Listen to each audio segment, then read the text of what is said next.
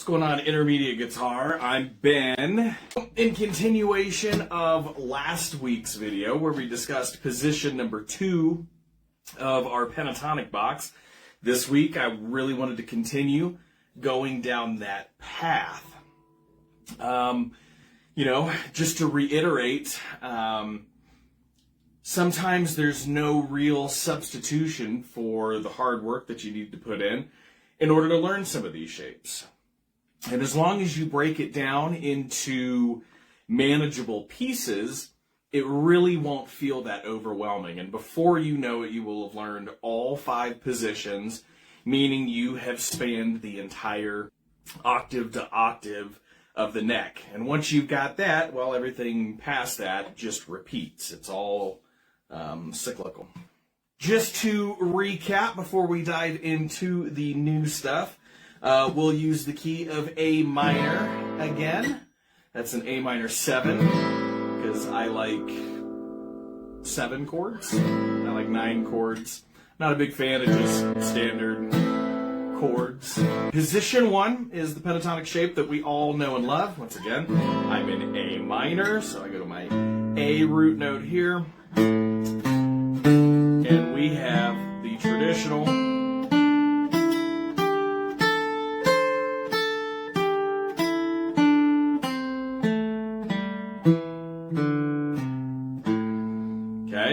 Position 2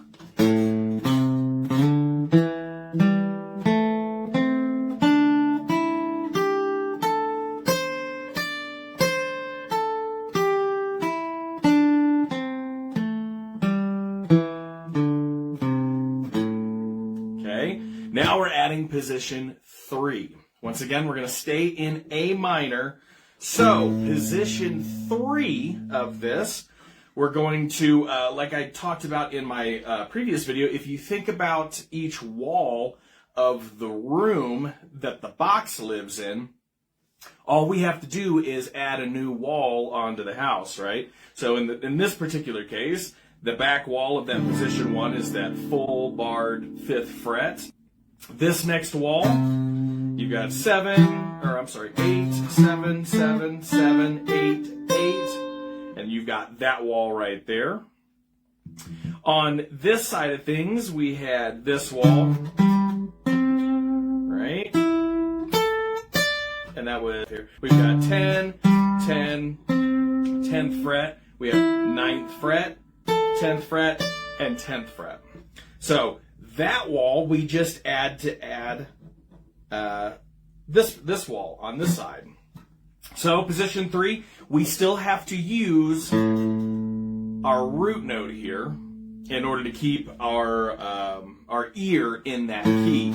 You can also have like a loop pedal with a droning, A minor behind it, or if you've got a backing track going on, you won't need to do this in order to keep it in your ear. But while you're practicing, it's good. It's a good method just to keep it in your ear. So position 3. We use that bass root note. That's going to be the 5th fret. Go up to the 8th fret. And then we're going to slide up to the 10th fret. From the 10th fret to the 12th fret. Okay? Then we go 10th fret to the 12th fret.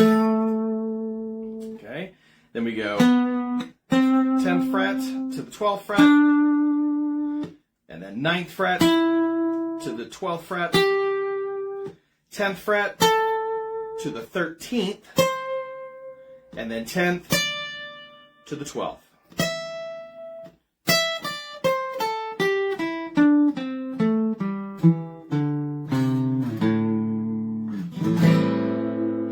Okay, what is happening in here? Let's take a look at what these scale degrees are so we can kind of keep tabs on what's going on here. And then we can talk about some reasons why you might want to use this shape. So we have our root notes sliding up. We have our 3rd, our 4th, our 5th, our 7th, and look, I've got another root note now. That's going to be a really important note. From the root, a minor 3rd, the 4th, fifth, a seventh, another root note.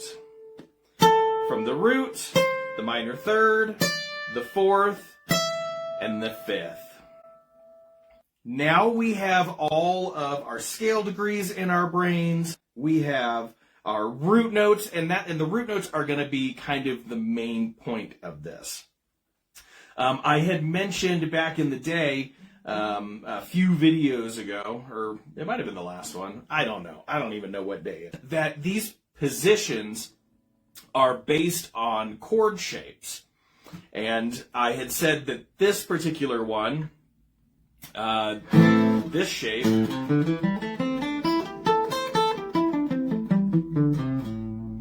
is a combination of the E minor shape, right, and the G shape.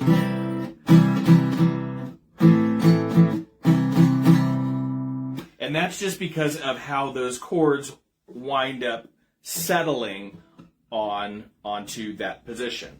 For the position 2, man,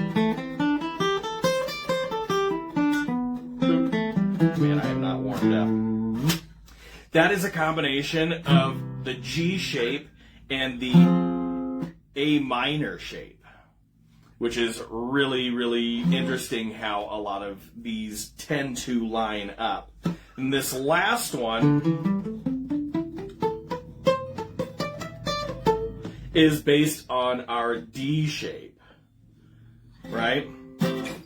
These are just ways that you can kind of think about it, and you can see how in this particular wall,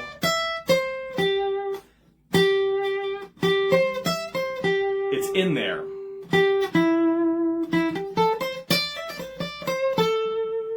Right? So super interesting how some of these kind of pan out and work. But there's a reason why they are the way that they are. You don't necessarily have to learn like each position and what its, relative chord shape is. You don't necessarily need that. It's just kind of a fun fact. The thing that I really want to take away from this is, so let's say I am playing a lead in A minor, and I start on that root note, from that root note, I have access from root to root to those root notes, which is really handy. It keeps me in that box. Once I start to cruise down into the next octave, I can use that one as a home base and make it to that root note or that root note.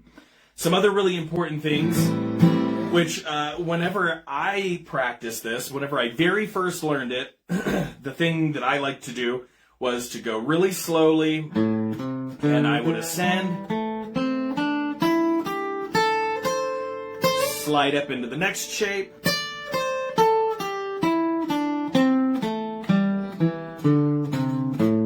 and then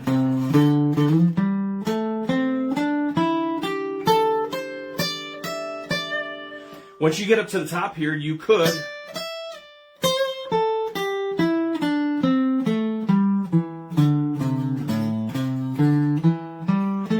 idea is to just start getting them ingrained in you, because they are different shapes, but later on you'll find that, the minor pentatonic is based on the minor scale, so you'll be able to just add those 2 extra notes.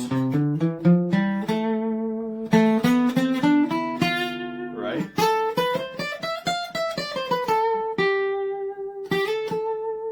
And be able to get all of those notes. But go really slowly, make your way up, make your way down. Like I talked about previously, another really great thing is to, go in thirds.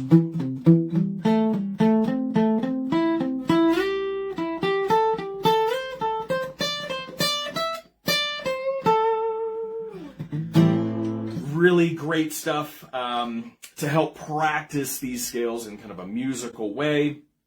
And really, another thing that I really like to do is, since I'm an A, I could drone my open A string and kind of start playing around in these shapes. I always really appreciated once you start learning some of these patterns, and specifically when you're focusing on moving in between them, I really enjoyed taking like a root note and say I wanted to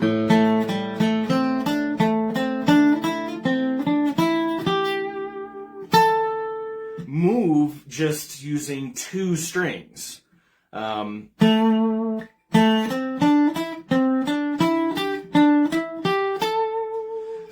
The idea is learning, like if you've ever seen somebody talk about learning a lead line and learning it on a single string.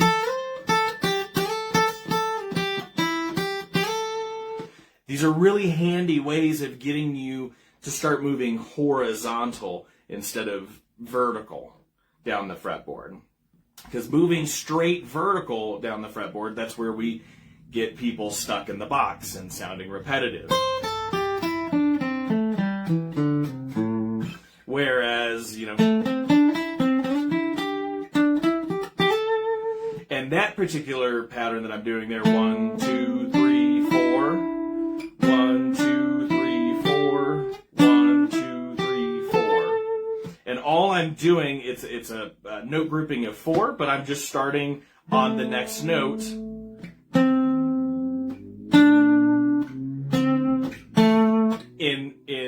In each of the scale shapes.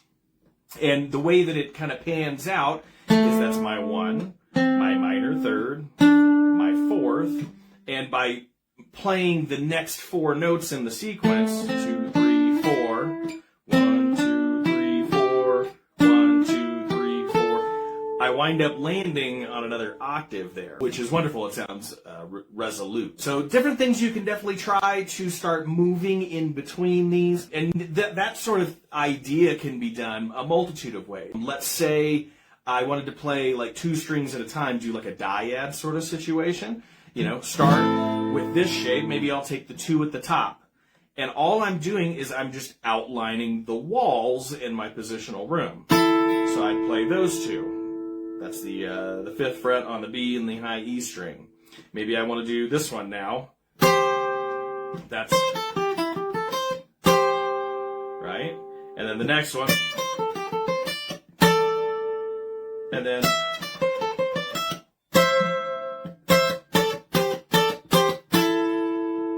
it's kind of that same vibe or feel of playing all the black keys on the piano, which is a G major pentatonic, I believe, which is interesting. That's all the black keys on the piano. Or maybe it's G sharp. I don't know. I'd have to sit in front of a piano, but I'm fairly certain it's G major pentatonic. So anyway, hope you can start adding this into your playing. I'd love to continue on with this one. The next position will be position 4, another very, very super common position people will use, and we could start working then on connecting these patterns. Like I said, I definitely think, you know, even starting, you know, just on the bottom, right?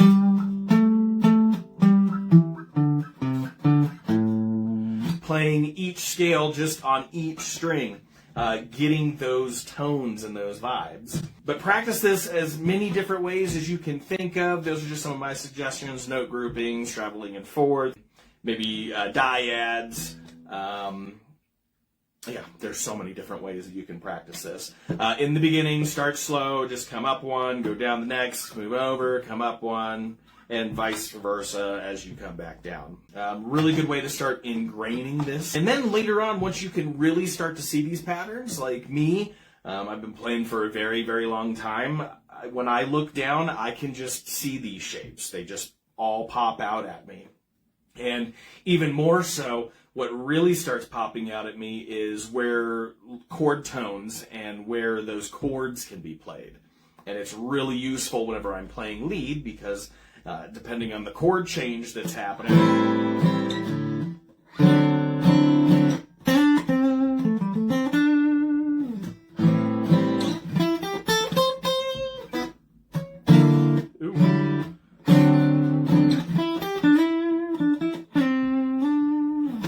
it just kind of, it gives me a better understanding and an idea of where I need to go. If you enjoyed this video, like or comment down in the comments below. I'll leave a link for our newsletter. I think I might have just said that. I'm going crazy. I don't even know what day it is. Anyway, it's been an absolute pleasure. You guys enjoy your weekend. I'll be back next week with another video and another chord progression of the day on Tuesday. Have a good one, and I'll see you then. Toodles.